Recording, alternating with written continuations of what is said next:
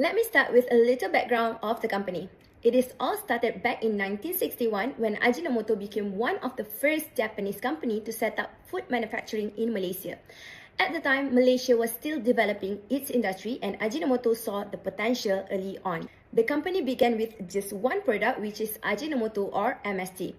Slowly but surely, it became a familiar ingredient in Malaysian kitchens. It is used in everyday cooking across different cultures. As Malaysians became more health conscious and food trends started to change, the company expanded its range to include cooking seasonings like seri aji and turmeric, sugar alternatives like pearl sweets, and even sports nutrition products. Today, Ajinomoto Malaysia serves both household and food manufacturers, guided by its philosophy, eat well, live well. More than just selling products, the company focuses on nutrition, sustainability, and long-term impact. It is also a publicly listed company on Bursa Malaysia, which means it follows strict governance and transparency standards. After more than 60 years, Ajinomoto Malaysia continue to grow by balancing global expertise with local need, and it is showing how a brand stays relevant across generations. Hello everyone, I'm Niu Yinu, and I will introduce market environment of Ajinomoto Malaysia Berhad from the following 5 aspects. The first one is the macro environment. We adopt the PESTEL model to analyze the macro environment. Politically, strong government support for the halal food industry provides the company with advantages. Economically, steady GDP growth and a strong domestic market have supported rising demand for food and seasoning products. Socially, Malaysian consumers are becoming more health conscious, creating opportunities for nutritious and umami-enhancing food products. Moreover, technological investments in smart manufacturing improve efficiency, while strict legal compliance and environmental initiatives help strengthen brand trust and corporate responsibility. The second one is the macro environment. The company maintains a strong supplier network to ensure stable raw material supply. In terms of distribution, AMB has integrated traditional retail with e-commerce platforms like Lazada and Shopee to improve market reach. Their customer base is broad, covering households, food service operators, and industrial food manufacturers. The third one is key market trends. Several key trends are currently shaping the Malaysian food industry. Consumers are increasingly seeking low-sodium alternatives and umami enhancers to maintain a healthy diet. Additionally, the rapid growth of online food retailing has expanded brand accessibility. We also see a rising demand for customized seasoning solutions in the industrial and hospitality sectors. The next one is consumer analysis. AMB serves 3 main consumer segments. For household consumers, they prioritize taste, convenience, and health. For food service operators, they focus on quality, consistency, and efficiency in food preparation. Lastly, industrial food manufacturers prioritize the reliability of raw materials and strict adherence to regulatory requirements. The last one is competitor analysis. AMB forces competition from local and regional food manufacturers. However, its strong brand equity, diversified product portfolio, halal certification, and sustainability initiatives allow it to maintain a competitive advantage in the Malaysian markets.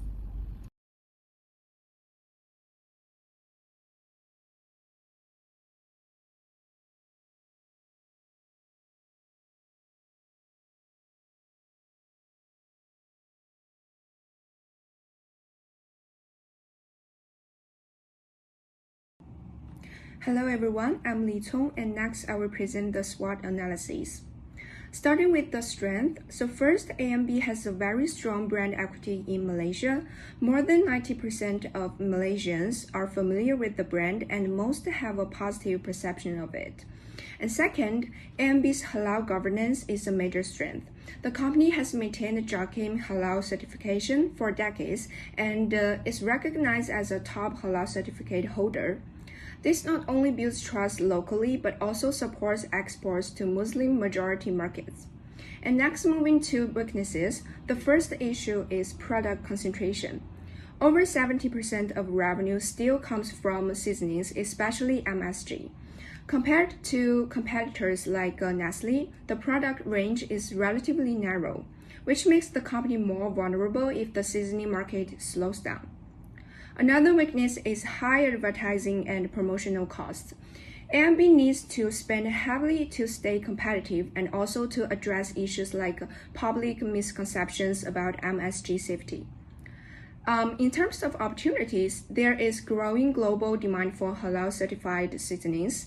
Therefore, as a global halal hub, the company can expand exports and reduce reliance on the domestic market. Another key opportunity comes from health trends. The Smart Salt initiative positions MSG as a lower sodium alternative to salt, allowing AMB to turn health concerns into a competitive advantage. So last, for threats, AMB faces raw material price fluctuations and foreign exchange risks, as many inputs are traded in US dollars. This can increase production costs, especially when the ringgit weakens. And finally, since competition with both global and local brands is very intense, this makes AMB to keep spending on promotions. So based on SWOT analysis, we can now see how AMB structures its STP strategy. First, for segmentation, AMB operates in both domestic and export markets. It also segments customers into B2C household users and B2B industrial clients. In terms of targeting, AMB continues to focus on core household consumers.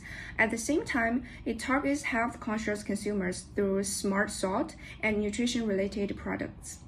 For B2B, the company targets food manufacturers and catering businesses by offering customized seasoning solutions. And finally, in positioning, AMB has gradually shifted from being seen merely as a seasoning producer to a brand that now emphasizes health, nutrition, and wellness. At the same time, it positions itself as a global halal leader within the Ajinomoto group, supported by its global halal hub and ESG practices. Overall, AMB's strategy utilizes strong brand trust and halal leadership while adapting to health trends and global market opportunities. And that's all from me. Thank you. Hello everyone, I'm Hu Tianyu. So next I will explain the marketing mix for Ajinomoto Malaysia. The marketing mix is known as product, price, place, promotion, people, process, and physical evidence. The section shows how we actually deliver value to our customers and the community. Let's start with product. We're shifting our focus from selling MSG to provide health solutions. Our flagship Ajinomoto is now part of the Smart Salt initiative. We have specific proof that using MSG can reduce daily sodium intake by 30% to 40% without losing the delicious taste. This directly supports the goal of fighting chronic diseases. Next is price. Our strategy is to be accessible to everyone. We use a unit price strategy by offering small sachet packs. This ensures that even low-income groups, the B40 category, can afford high-quality seasoning. It's about reducing the inequalities in nutrition. And next, let's look at the place and process together, because they both rely on our new facility at Banda Insteak. For place, this location is a strategic logistic hub. It helps us deliver products more efficiently. For process, this factory is a model of green manufacturing. We use renewable energy and automation. In fact, we installed over 7,000 solar panels, which cut our electricity use by about 25%. This earned us the Green Building Index silver rating. And then moving on to people, we are very proud of our internal culture, especially regarding gender balance. Our data shows that women hold over 41% of management positions and 50% of executive roles. This proves AMB is committed to empowering women in the industry. For promotion, we focus on education. We don't just say buy our product. We run campaigns like Too Good to Waste to teach people how to reduce food waste. We also use online cooking demos to encourage people to cook health meals at home. Finally, physical evidence. This is about what the customer holds in their hand, our packaging. We actively supporting the circular economy. We have introduced monomaterial packaging that is easier to recycle. In 2024 alone, we reduced plastic waste by 10.8 tons. To sum up, our 7P strategy covers everything from healthier products and fair pricing to green factories and recyclable packaging. This ensures Ajinomoto remains competitive while protecting our planet. So next, let's move on to KI. A key reality in the food industry is most carbon emissions do not come from factories or offices. They come from Scope 3 activities like raw materials, packaging, or logistics. If Ajinomoto focuses only on Scope 1 and Scope 2, its climate commitments will look incomplete because today's stakeholders evaluate sustainability across the entire value chain. This is where Ajinomoto Green Value Chain or GVC program comes in.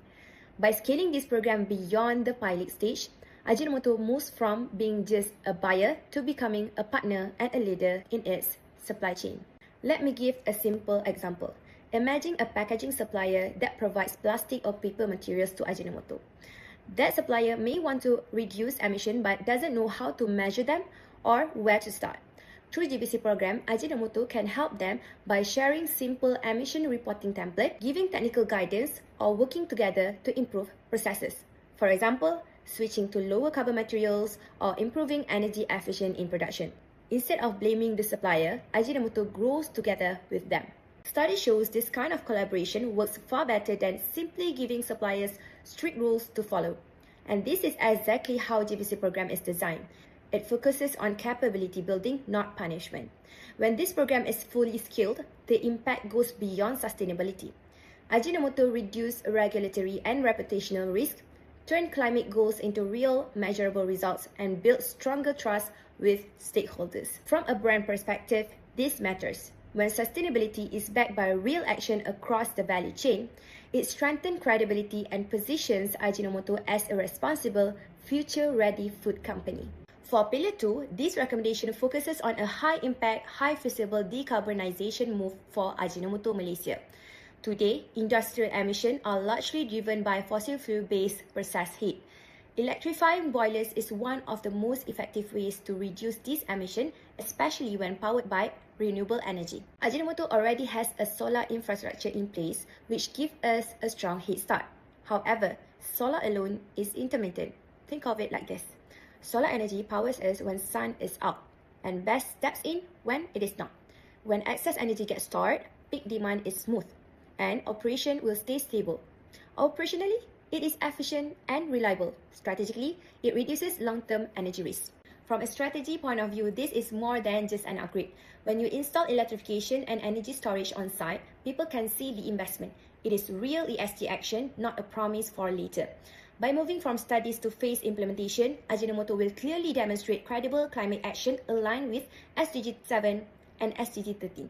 In short, this initiative reduces emissions, strengthens operational resilience, and boosts Ajinomoto's sustainability-driven brand, so climate action becomes more competitive advantage, not a cost.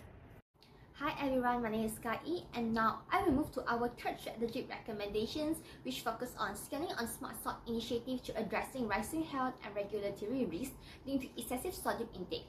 So by positioning smart salt as a social sustainability interventions, Ajinomoto can reduce future regulatory risks, strengthen long-term brand trust, and even improve consumer well-being, while this supporting UN SDG 3 and 12. So why sodium reduction is a strategic priority? It's because diet-related non-communicable diseases linked to a high sodium intake are increasing.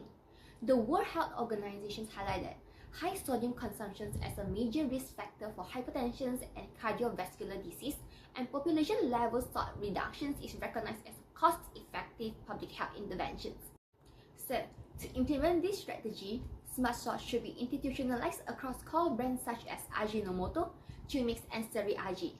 This involves expanding low-sodium variants, educating consumers on how umami can enhance a flavor with less salt, and using a simple front-of-pack labeling to guide a healthier choice. So, this recommendation is feasible given Ajinomoto Malaysia a strong market reach, established R&D and regulatory systems. With a 523.5 million ringgit in consumer business revenue in financial year 2025, scaling that smart salt strengthen brand trust, reduce future regulatory and reputational risk, and align this with UN SDG 3 and 12. Moving on to the last pillar is leading the industry with sustainable packaging. These recommendations address the environmental impact of packaging waste in FMCG sectors, which means that single-use food packaging contributes significantly to landfills and emissions, and rising regulatory scrutiny and consumer awareness, these are increasing pressures on manufacturers to adopt a sustainable packaging. To address this issue, Ajinomoto should progressively transition high-volume products like Ajinomoto and chew mix to recyclables or mono-material packagings. Besides, clear on-pack disposal instructions can guide responsible behavior. While packaging redesign improves material efficiency, this will support Scope 3 emissions mitigations and strengthen consumer trust. Moreover, this recommendation is supported by Ajinomoto Malaysia's ISO 14001 certified system and its collaboration with the Malaysian Recycling Alliance (MAREA). So, by embedding packaging redesign into existing procurements and supplier engagement process, implementations can be carried out efficiently. Strategically, sustainable packaging enhances competitiveness, build resilience to tightening packaging and EPR regulations, and this directly supports UN SDG 12. Importantly, this represents an expansion of existing circular economy initiative rather than a radical operational change. Following the recommendations, this section presents our one-year implementation plan focuses on smart sort. Globally, consumers increasingly turning to healthy eating lifestyle. Meanwhile, they expect their food to be both nutritious and enjoyable. In response, the objective of this plan is to strengthen the association between Ajinomoto and healthy, tasty eating. Practically, the plan executes through integrated channels from brand language development to influencer partnership, offline engagement, and continuous content distribution. Our master brand message for this period is Eat Well, Returns Well. We want to frame Smart Sort as high-return nutrition and elevating product functionality into a long-term lifestyle proposition, whereby Eat Well is an advocacy and Returns Well is our commitment. The execution timeline is structured into 4 seasonal phases. Season 1 initiates the plan with brand language updates, followed by an 8 weeks influencer program in Season 2. After a mid-year evaluation, Season 3 focuses on offline engagement aligned with Global Health and Sustainability Awareness Day. In the end, it will be concluded with a comprehensive evaluation in Season 4. Content distribution remains continuous throughout the year, allowing overall brand communication intensity to be scaled up and market visibility to be enhanced. So the total budget required for this plan is 400,000 ringgit. 50% will be allocated to online content management, covering content production, amplification, and cross-platform distribution, while 15% will support PR activities for offline engagement. The key component will be the KOL program, and it will build up around a 30-day healthy eating challenge with Ajinomoto and selected influencers. It will be acting as a complete illustration of how Ajinomoto enables consumers to eat well while gets well returns. About the KPI measurement, firstly, for the online channel, 3 million impressions for awareness and 1% conversion rate is the minimum requirement. Besides, the plan requires clear positive perception for engagement. In addition to the funnel, long-term brand equity will be measured through whether health-related keywords has entered the top 10 brand association in the end of the period or not.